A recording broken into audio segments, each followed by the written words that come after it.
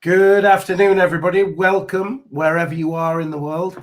My name's Tony Atherton, and today I'm joined by Peter Simon and Claus Rose. And we're talking today about the third element of our Trinity. We've already talked about personal development and personal change with Andreas, and we've talked about cultural transformation and leadership with Rasmus, myself, and with Claus. Today, we're talking about the thing that drives the world forward, that inspires us and that measures us in terms of commercial success, operational success or not, whether it's in QEHS or anything else. And that's data. And the modern day version, as we look forward, is taken sort of from Excel and databases of my age into the world of AI, which, if I'm being honest as a layman, don't understand other than it scares me. But I'm sure that Peter and Claus will navigate us through over the next 30 to 40 minutes around how do we actually integrate this into what we do on a day-to-day basis and use data to really help us drive success, good to great, great to outstanding. Peter, welcome. So what is it that we're talking about today?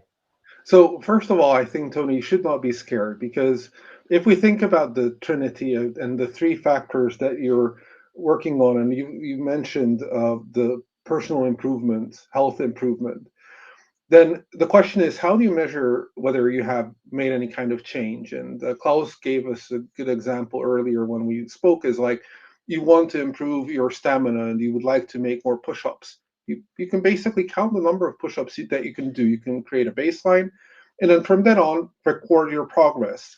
And you can see the dips, you can see the better days, the worst days, and you can learn from it. So that's already learning from data. So if we look at that from the perspective of a company and looking at it from a perspective of safety, you'd like to see how you're changing. You'd like to see how do you improve. And the best way to do that is basically the data that you have at hand. So I think that's basically the starter. And everybody has that at hand because our regulators are already asking us for data. So you do need to report on your uh, safety incidents that you might have had. You need to report on a number of things. So data is already there. The question is, are you just looking at it from a perspective of looking back on what happened, or are you using it to learn from it and maybe see where am I going if I'm not doing anything? And it's quite interesting, isn't it, Peter? Because, it's not that there's a lack of data. There's a huge amount of data out there, and most teams and organizations are flooded with data. It's knowing where to look in the leading, the lagging, and the vast amount of data that we get nowadays. How do we actually start to process this and actually work with it? And I think this is a great segue into the technology that is available today that wasn't necessarily available yesterday or yesteryear. And that is basically to be able to process that data and to be able to learn from what you have. So let me give you an example. We built a tool with Klaus in the renewable business that looked at incident descriptions themselves. And our past was that somebody went in and basically read those descriptions and tried to understand what's going on and tried to bucketize it and put it into various categories to say, okay, this is related to this is related to that. And if I'm looking at the big picture, what it tells me where my problem is. But your challenge is that, first of all, humans can only read so much. So we had a lot of data points, but you can only read a number of them. So you already have kind of like a selection bias there. And additionally, you're bringing in people with their past experiences who read the text, make a decision based off of that, but they might miss the subtle differences.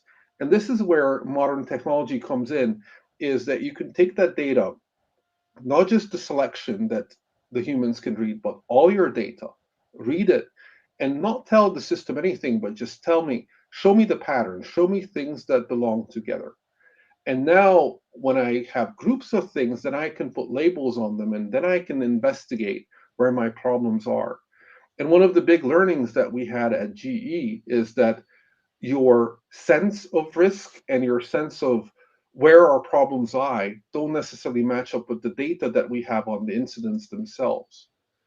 And I think that's a crucial thing to every leader, that you have to change your ways. You have to change on how you look at what you have, and start to invest in looking at your data with these modern tools, because you might have surprising learnings. That's quite interesting. I've got a couple of questions on that, Sure. Peter. First one is that what you're suggesting there is that human bias gets in the way of interpreting data. From a simple leader like myself, there's lies, damn lies, and statistics. We can make anything say anything that we want to, and human bias can have a real impact on the actions that we take based on the data that we're looking at and the way that we're looking at it. Is that what you're saying? And so, modern technology, AI, and what have you, and the system that you built takes some of that away, if not all. Yes, so to answer your question, so basically just think about yourself. If you see two incidents side by side, and you see that one is revolving around somebody operating in an environment where there's high voltage present, and you think about it, okay, if that high voltage is present and somebody just gets near, they can get killed. Whereas there's something else that where you don't see that imminent risk or imminent harm to the individual, you'll say, okay, so if I need to select from the two and which one do I concentrate on, I'm going to go down that path and look at my electrical safety. And you might have a number of these smaller risk items, or at least what you perceive as smaller risk, but they start to add up, and you're still focusing on your electrical thing that happens in every blue moon. Then basically you're trying to fix something that doesn't really occur, but you're missing out on fixing all of the other things that are actually happening on a regular basis. And you might have a number of near misses. You had many, many opportunities to catch that in the bud and basically fix the problem before something serious happens.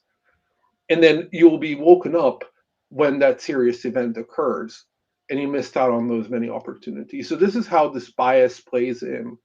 And if you look at a computer or an algorithm, it doesn't really care. Actually, it doesn't really understand what you're giving it. All it says that I have got a number of items here. What connects them together? What are the things that belong together? And then you can say, okay, how do I prioritize them? How do I make sure that I look at that noise and separate it out? So um, your job as an EHS professional is not going away. You're just getting a very helpful friend. That's how I would look at it.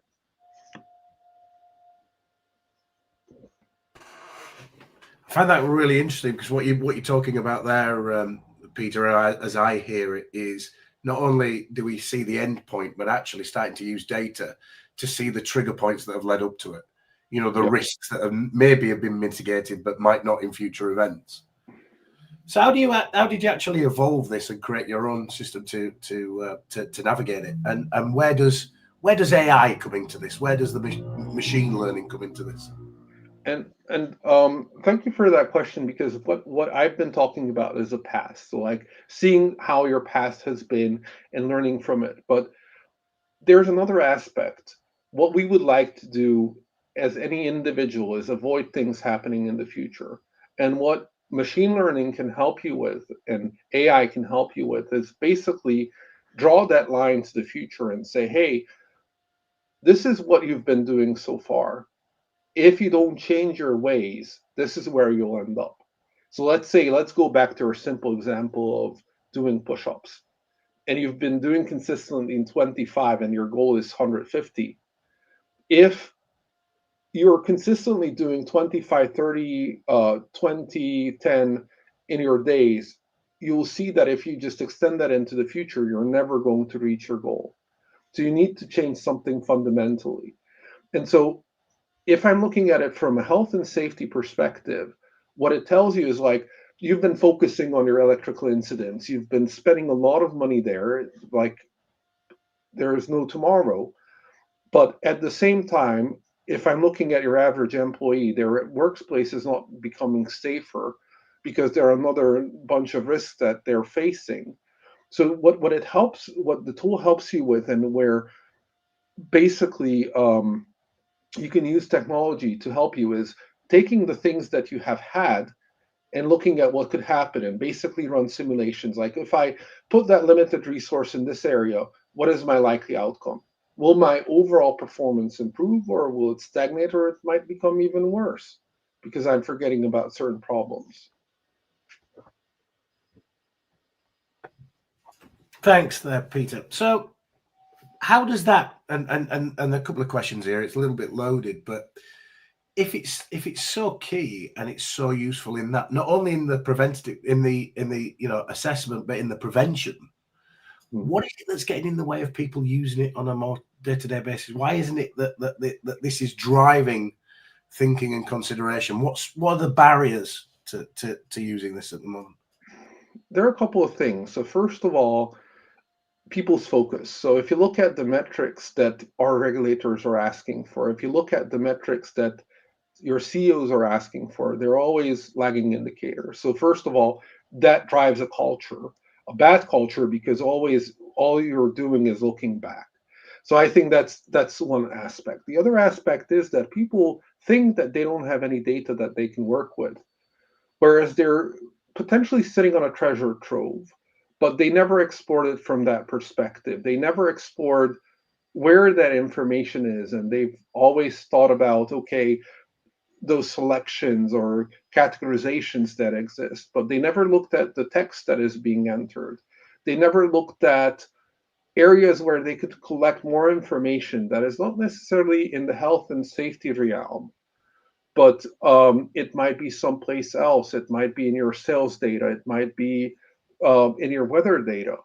So if you can integrate those into one place, then you can start to see what are the things that are influencing the current risk that I'm facing at this moment. What is the risk is like? What is the risk going to look like? So basically, that's the second problem, and the third is going back to the thing that I experienced is that this is all about probabilities. And if you say to someone that, I can give you a picture with an 80% probability, people will say, but I want 100%. If it's not 100%, I won't trust it. And it's about transforming the way of thinking, that 80% or 85% is actually an amazing number, because you can quite certainly say where you are. It's never going to be 100%, or you can get to it, but that means that your other things will become greater. So I think those are the things. It's about educating your executives, your decision makers, that they need to look at it differently, the results that are coming out. So they shouldn't be searching for that unicorn in the data mess, but more like looking at it whether it looks like an elephant, an ant, or I don't know, whale. And so you've built this, you've created this, and you've used it. Tell us about that journey, Peter. So I think there are a number of steps to it. So first of all, you need to kind of like organize your base reporting. You need to make sure that you have nailed down where your data is coming from.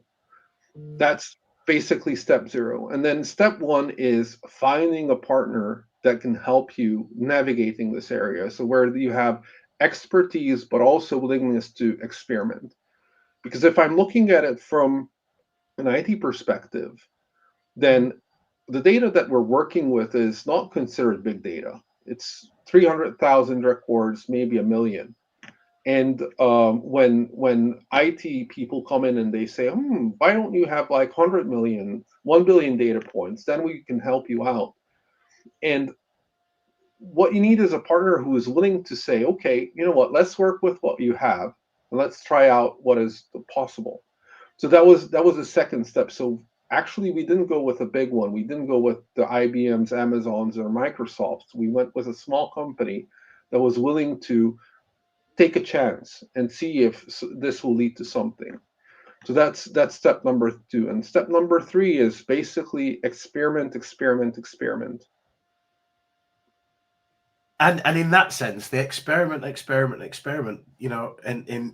any organization, experiment sounds interesting, and R&D and all the rest of it. but it takes time.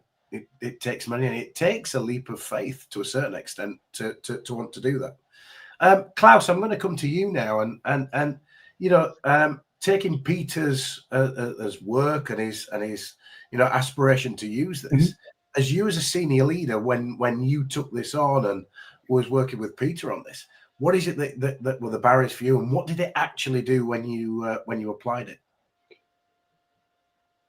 One of the points that he mentioned that was something that you had to overcome, and I had to overcome myself, was the fact that 100% isn't 100%. It never will be, because if you strive for 100%, you're never going to get there. And I think this is one of the areas where most people have failed in the past.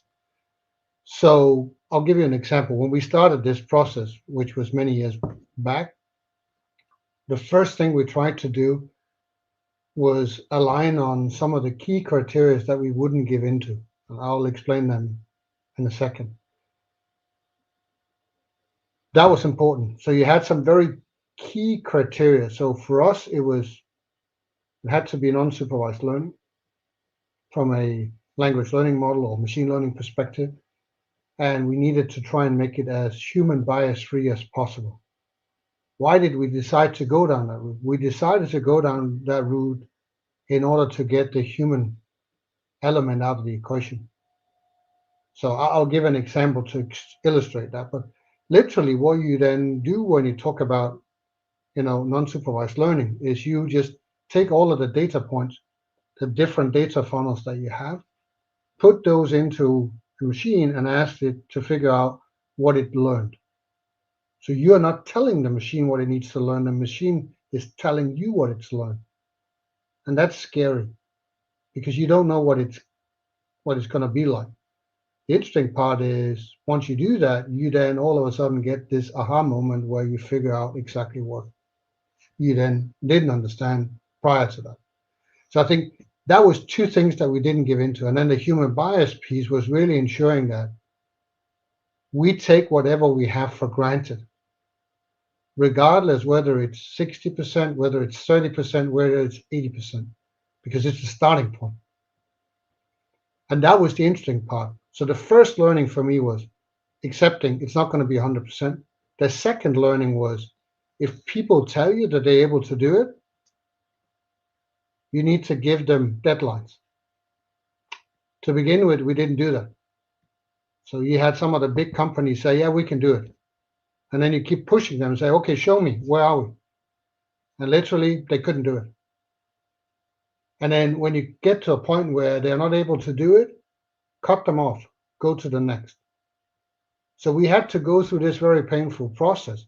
But by doing that, we became better ourselves. And where does that come from? It comes from lean. Lean is all about that. If you take lean as a practice, it's all about try, fail, correct, try, fail, correct until you get to a point where it's actually working. And you do that within a very short period of time. Normally you do a Kaizen event over a week. You start Monday and Friday, you have a new process that you're following, period. That's the time you have in front of you. And once you get to that hurdle, it's very easy to then find a partner that can help you very quickly to deliver that. So in essence, it only took, I think, about 2 months' time to actually build the program for us. So that wasn't that long, but the journey to get there was long. So that was learning number one.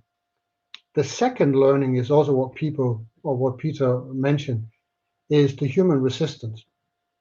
Human resistance to, first and foremost, I can do better. It's not 100%. So what do you have to do? You have to show people, okay, let's try it out. Let's see what kind of human capabilities we have in order to kind of digest the data and then categorize them in a logical order quickly. That turned out to be impossible. So literally we gave two individuals that worked in the past trying to sort out 2,000 records. They spent full working weeks, and they never got a result that they could actually work with. We asked the machine to go and do it. It did it in less than half a minute with an 82% accuracy rate. So who are we kidding? That was the next point. Then the understanding that humans have capacity constraints. So our ability as a human to kind of keep things in a logical order is limited in a short-term memory perspective. The male population can kind of logically have 3 to 7 items in a row that they can remember and logically sort. Females 5 to 9. So in essence, if you want to have more accurate data, you should use females to kind of crunch your data. The machine doesn't care. The machine is using its own logic to create its own categorization when you use unsupervised learning. So to put it very practical, let's just take an example, lifting operation. If we have a problem with lifting, that's your top risk. That's an example. That's a human bias logic that we put in a system that we categorize things as lifting. And then we look at lifting, and then the human brain is telling us, yeah, we're not able to take a load from A to B. That's where we focus. Let's focus on making sure that people are better at lifting a load from A to B. When you put that data into the machine, it's going to look at, it's called correlation. So what activities is surrounding a lifting operation? And all of a sudden you see it looks for slings, load, kilos, pounds, crane, mobile cranes, hooks, manual handling, vehicle operations, cut, slip, trips, and falls. So all of a sudden it starts to categorize a lot of stuff that is happening around your lifting operation. And then it starts looking for patterns.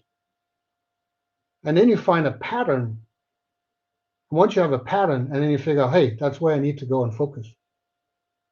Once you get that mindset into an organization, that you need to accept the fact that the machine is looking for patterns, and the patterns gives you where you should focus. Fix those, and you can actually see that your risks are decreasing in that area. So what happened over time was all of a sudden it became a sport with operational managers to actually look at their data and see that their risk profile changed. And in some cases, they even went as far as eliminating the risk. So I think in essence, it's a journey to get the leaders to understand, the pitfalls of humans and the opportunities with machine learning and AI. So that was the journey, and it's not an easy journey, but it's not a difficult journey either. And the results speak for themselves, correct? Correct. So if we looked at being very laser focused, in less than a year, we took 85% of our severe injuries and fatality out of the equation. So it was 24 the year one, and year two was only 4. On top of that, we took out more than close to 100 recordable events. And the interesting part was that the people that actually then unfortunately had injuries, they were actually experienced that they needed to spend less time away from work, to be exact 7 days. So you add that all up in cost avoidance, along with the fact that you had a better safety performance as such, it was $12 million in cost avoidance. So it absolutely does matter. But it does matter to the fact that you then have to then evolve, because it's a constant involvement. I think things, when we started to where we are today, has changed completely. So even what we built back in the days, they now have multiple reiterations that will kind of bring you to the next level. And those are the opportunities we have today. Do you know, it's quite interesting, Klaus, that the numbers speak for themselves, and yet you go back to the start of what you were talking about there. And a number of large organizations and providers think they're all experts in AI. They think they're all experts in doing this. Yeah. But we're never able to actually mold it into something, to create something that actually worked as viably as Peter's. And I come to you, Peter. What is it that is about AI at the moment that people think that they're experts in it and they're not? That people think that they use ChatGPT and all of a sudden I'm using AI really effectively and it will fix the world, or are fearful of AI. and taking human bias and taking human thought out of it, to leave it to the machines. What is it about the whole piece for you when you see AI in that aspect, in that respect, that human beings we just haven't grappled with yet, that you seem to have done in this circumstance? So let's talk first about the elephant in the room, ChatGPT. So people think ChatGPT is the new golden bullet that's going to solve every problem. But I don't want to get too technical, but I do need to talk like 3 sentences about how it works. So basically, you take everything that's on the internet, from all works of Shakespeare to whatever gossip somebody put up to all the fake stuff that is out there, and that's molded into a big learning, uh, basically thing that the tool learned from, and that's what you're querying. So what you might end up with is asking it how much is 1 plus 1, and you might end up with 5. So the thing is that ChatGPT is very generic, and it basically learned from whatever it was given. So when I look at the data that we've been dealing with and the information that you're trying to process, it's your own data that you have control over. So it's much different to the all knowledge in the world, because there are stupid things out there just as smart things. It's clean before we begin. Is that? I mean, your data might not be perfect, but first of all, the tool you can use definitely for the purpose of actually improving your data and finding the pockets that are not necessarily perfect, and then adjusting it and learning on how you can actually improve the way that you collect your data. But also, again, you're doing it in a very focused way. So where ChatGPT can come into this whole picture is you can use it to ask questions about the learnings that you have had. So instead of using data speak to ask the question, you can ask the following question: tell me what were the biggest risks in the last quarter that we've seen. You can ask it like, show me how does this quarter compare to the previous 2 quarters, and so on. So you can utilize the things that are out there, but you have to differentiate. So part of it is about formulating your questions in the way that we talk to each other and we ask questions. And the other bit is basically looking at what you have and then drawing conclusions from it. The other thing that I think is important, that people are afraid of um, artificial intelligence and machine learning, because we don't so I mean, truly, we don't really understand what happens in the black box. But the question is that, do we truly need to understand how it works, or is it something that we trust and then we learn to differentiate and learn from what is being provided to us? So do I really care how a machine can tell me, if I give him 100 photos, to group things that are similar together? I don't really care, because if it groups things by color, I can make sense of it. If it groups things by, I see a dog on it and I see a house on it, I see a fire truck on it, again, I can make sense of it and I can draw my conclusions. But I would not be able to sift through those pictures if it was, let's say, a million pictures. But I can make sense of the groupings. I can make sense of it. Then I can make some sort of learning based off of that, okay, what does this tell me? And then I can take action, and then I can come back in some time and check whether I've been moving in the direction that I wanted to move. Because I think that's the other important piece, is it's not just a snapshot in time, but you would like to take those snapshots and you'd like to compare to where you desire to be compared to where you are. So, Peter, you obviously have a vast knowledge of this. You've got some real recent experience of actually applying it and making a difference. You just start to look at the impact that this has had in a very short space of time in the big scheme of things within an organization. Let's really bring it back into the masterclass. The reason why we're here, SafeSteps24, the masterclass. What is it that people who sign up for this will get from you and will learn from you that will help them, make sustainable cultural transformational change in their organization? There are a number of things. So number one is just learn the basics. To have an idea of what this is about, I will give them opportunities to learn about this, and also give them further reading materials so that they can have meaningful conversations, so that they can basically see the witch doctors from the true experts in the field. Because again, big companies can come in and they can try to sell you something that is not truly what you need. The other thing I can tell them and I can help them with is identify the things that they already have.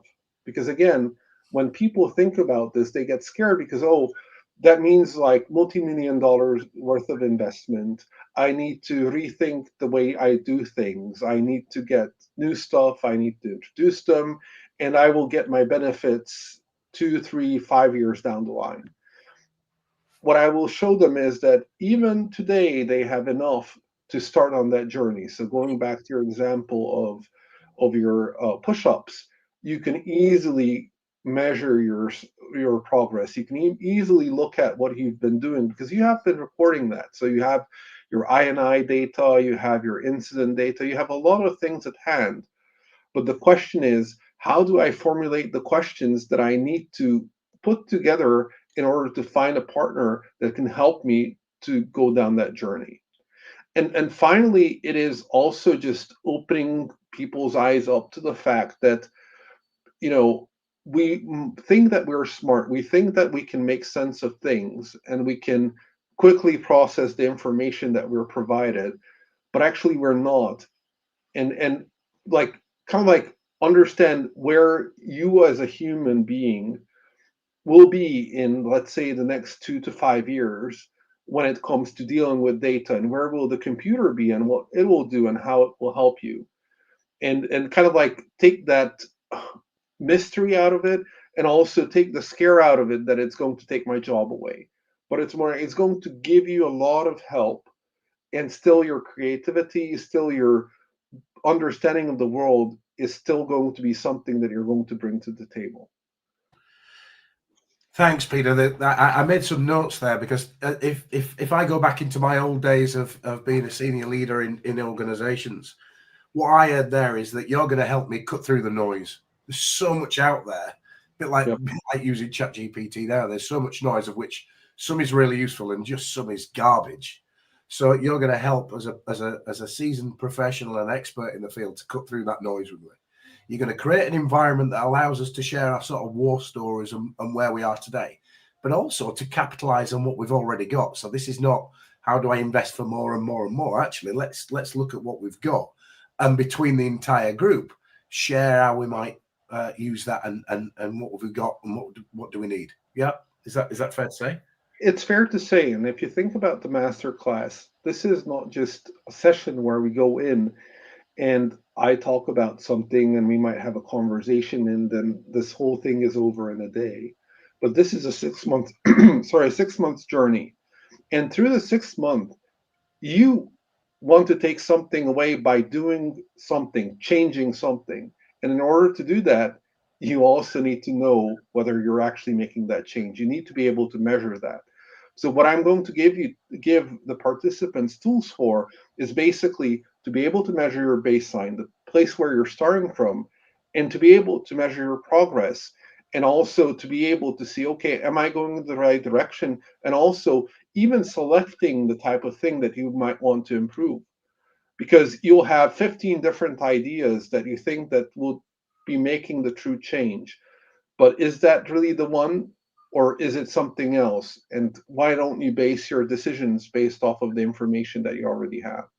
And I need to give those tools to the participants so that what they select is going to be meaningful, and it does drive a change where if they look back on that 6 month, they'll be super proud that they achieved something that they would not have thought was possible. Save lives, reduce incidents, and save operational costs and money. Who wouldn't want to do that? And it's quite interesting because when you talk like that, you'd think of this as a program that in and itself is as a huge amount of value. Add into it the other aspects of the masterclass that we've designed and talked about, it makes it a really interesting and fascinating 6 months for any person to go through on that journey. Yeah. And the thing is that you're going to have people that come from similar walks of life, similar challenges. So that means that if I'm looking at it from the data perspective, they're going to have similar problems. So it means that if one can make their way through the legal departments, your IT departments, your vendors, there will be a lot of learning to share, because this is not your bread and butter. This is not where your company makes profit.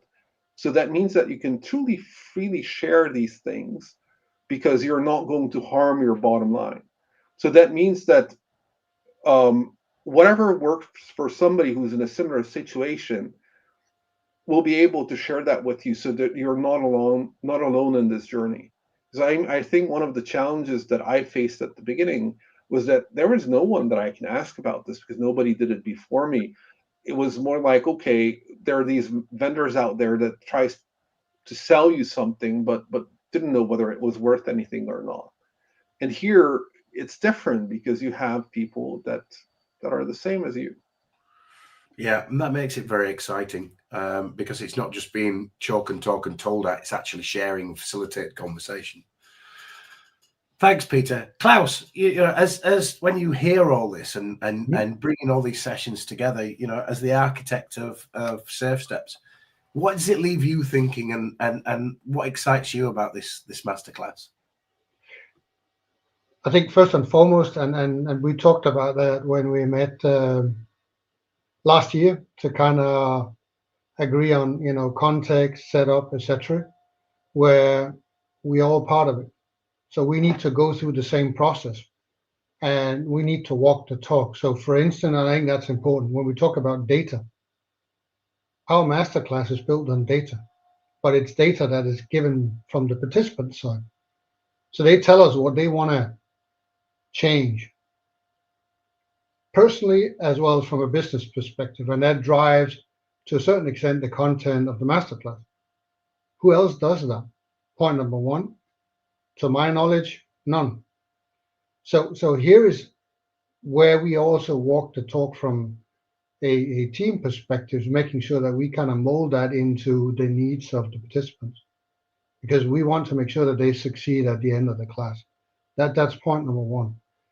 Point number two is you have a very broad variety of people that are facilitating the sessions that come from very diverse backgrounds, and that makes it very unique. None of us are the same, and that makes the whole dynamic within the class very different, and also makes it a lot more fun, because I cannot foresee the future when it comes to the outcome of that, but I can guarantee you it's going to be a very interesting and exciting journey from day one until we finish. Um, the second part of it is that if it's so interesting for I would say people on the outside to keep doing surveys on why organizational fails, and they've done that in 19, 21, 23, end of 23, and they come to the same conclusion. Why do we just keep doing the same thing over and over again? Just put a different wrapping around it and then hope it's going to go away or change by magic. It's not. So you need to go in a different, you need to take a different route. And that's what we're doing. And this is what really makes me excited about is the level of diversity that we bring, and the level of experience that all of us brings to the table, and the fact that it's not going to be, you know, a lot of PowerPoints, because it's not. It's going to be a lot of trial and error sessions where you try it out, you go see how it works, adopt, go and try again. Like Peter just talked about, when you go through a process of figuring out how to then improve a situation, it's all about trial and error. That is one thing that the machine can never ever take away from a human. The ability to try, learn, adapt, try, error, learn, adapt. A machine can do that to a certain extent, but not to the full extent. And that is why things that are being created that makes the difference are created by humans. So let's not forget ChatGPT was created by humans. It wasn't created by a machine, right? And that's why I think we need to understand the place that we have as humans is really important, but we also need to understand our limitations. So here in the masterclass, people are going to figure that out themselves, what it's like to go through a personal transformation, as well as helping a business transform in a smaller scale with the right level of tools that I know is working with many years of experience. And our combined experience makes it even stronger. So that's why I think that makes a difference. Yeah, it certainly does. And from my own perspective, I have to say that that's the thing that you and I have talked about, for a long time now, is that the ability to pull a program like this together, because it just doesn't exist. Any last words from you, Peter, or from you, Klaus, before I close out and remind people where they can sign up? Yeah, so I think if you're thinking about joining this masterclass, and if you're thinking about, is it really for me? I think you should not hesitate, because you'll get a lot of different perspectives. You'll get a lot of different tools from experienced people that you'll be able to utilize. So that means that you'll get what you need to truly make that change. So it's not just talk, it is actually action. And I think what the biggest benefit for you as a participant will be that you're not alone on this journey. So you'll have two groups helping you. First of all, you'll have a group of peers that are facing the same problem as you do. You want to change personally, and you want to change your organization. And additionally, you'll have a group of people that will be there to coach you, there to help you, to have conversations when you run into problems, and can give you guidance on how to overcome those. And I think that's why this is a unique and very good program. So don't think about it. Just go to where Tony tells you to go. Thank you. Thanks, Peter. And thanks for your contribution today. Klaus? I'll just add one thing, and that the fact is that I'm all for changing the status quo, but I can't do that on my own. And that is why it's really important that we get the knowledge to prove that I'm either right or that I'm wrong. And I'm kind of putting the bet that I'm right. And if that's the case, why wouldn't you? I think that's the key issue here is go for it, because you're going to get an interesting journey personally, but also from a business perspective. Thank you, Klaus. So thank you to both of you for today's session. And for those of you that have watched it live or are watching it on playback, thank you for spending 43 minutes with us today on a really fascinating topic that some of us understand this much, some of us think we understand this much, and we only think understand it that much. If you are interested, if you are thinking about this, well, don't think, just do. But if you want more information, you'll find us on www.SafeSteps24.com. Sign up, and all the information that you need is there. If you have any questions, reach out to any one of us. We're all on LinkedIn. Klaus and myself and Peter, Andreas, Jeanette, Rasmus, Ian, we're all there. Just reach out, just give us a message, and we'll come back to you. But thank you very much, and I wish you, wherever you are, a wonderful and safe rest of the afternoon and the rest of the week. Thank you.